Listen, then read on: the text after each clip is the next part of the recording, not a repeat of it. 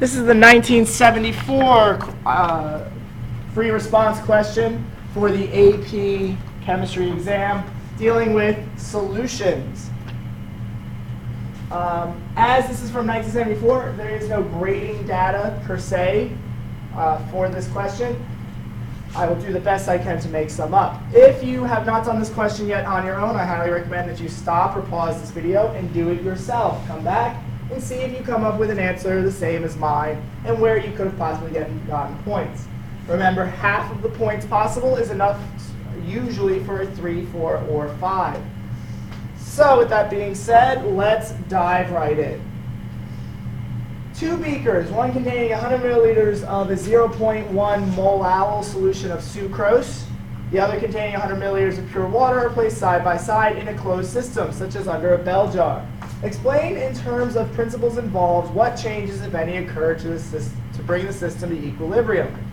So this is one of those questions where it might be best to draw it out. I have a solution of water, just pure old water. I've got a solution of water and sucrose. And it's not really relevant what sucrose is to you because it says that it's a non-volatile, non-electrolyte. So you just have a whole bunch of sucrose in solution. Sucrose in solution. Okay.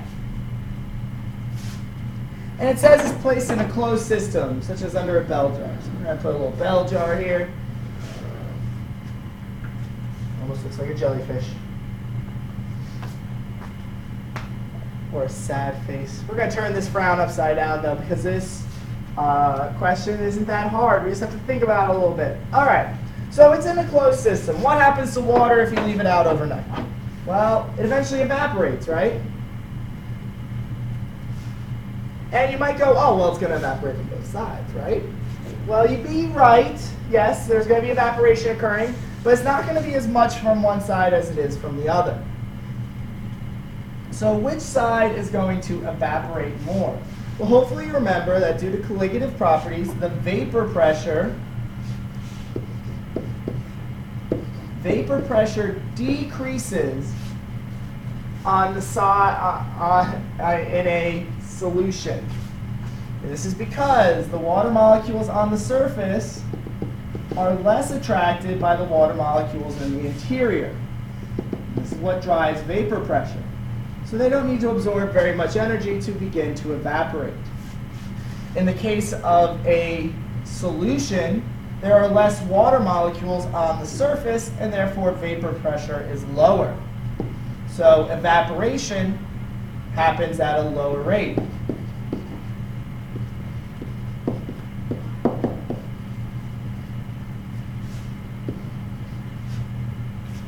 So we have this water is going to decrease in volume over time. And where is it going to go? Well, if it's in a closed system, if these two are closed in together, that water is going to have to go somewhere, and it's probably going to deposit into, assuming it can't land outside of the glass, it's going to probably deposit into the glass containing our solution. So the volume here is going to decrease. Our volume here is going to increase up to a particular point. They'll eventually establish an equilibrium because as the concentration decreases, that vapor pressure, according to Raoult's law,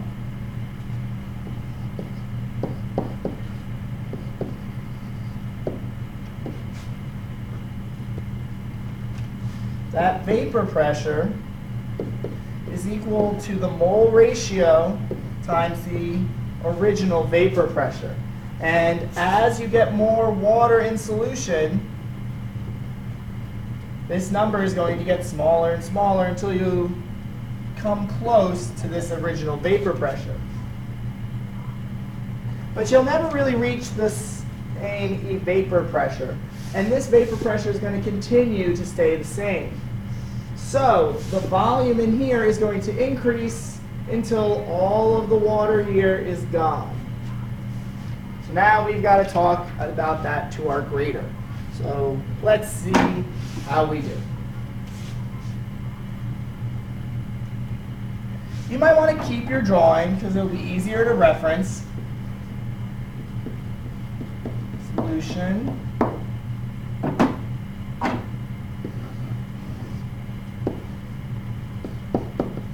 Water.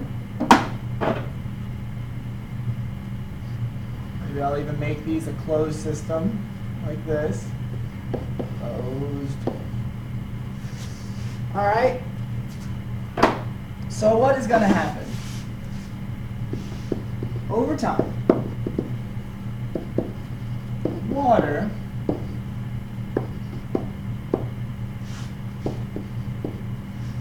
will evaporate.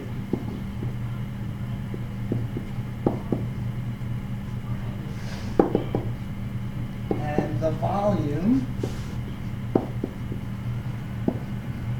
of pure liquid, can't spell today,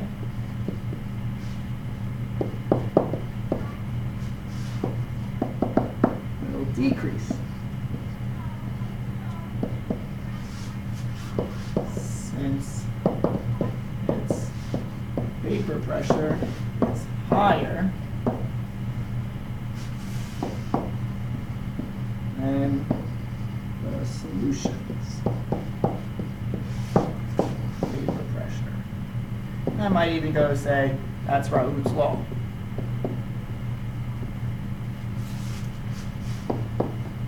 The volume of solution will increase due to condensation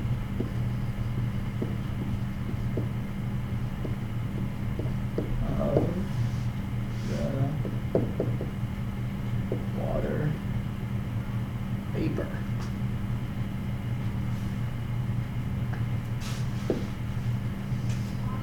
All right, let's make sure we answered the question. Explain in terms of principles involved what changes, if any, occur to bring the system to equilibrium. Okay, so the only thing we haven't talked about is the equilibrium established.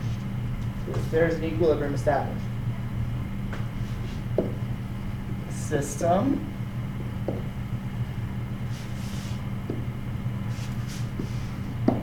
will reach an equilibrium when vapor pressure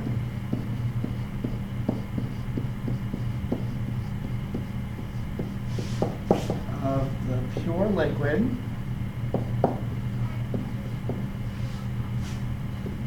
equals the vapor pressure.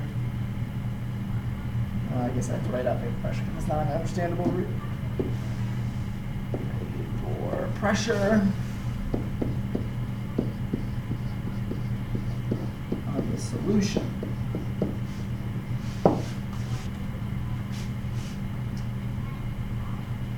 But due to Newton's law, the pressure of your solution equals the mole fraction times the original pressure. Mole fraction cannot be 1.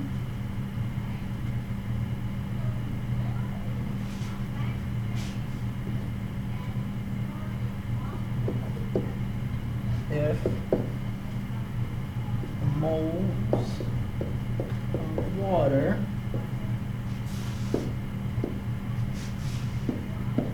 are increasing in the denominator,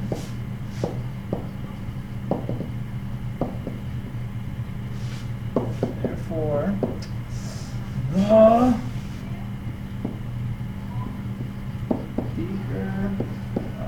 pure water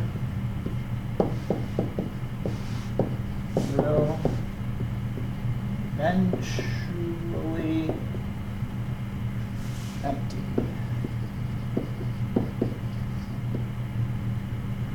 Whew. I probably could have condensed that a little bit, but I didn't. So I, again, do not know how many points this question is worth. I assume you would get 1 point for discussing that the volume of the pure water would decrease and the volume of the solution would increase. Relating to Raoult's law, then equilibrium is not established. That would be a second point. This is more likely, again, to show up in a multiple choice than it is a free response.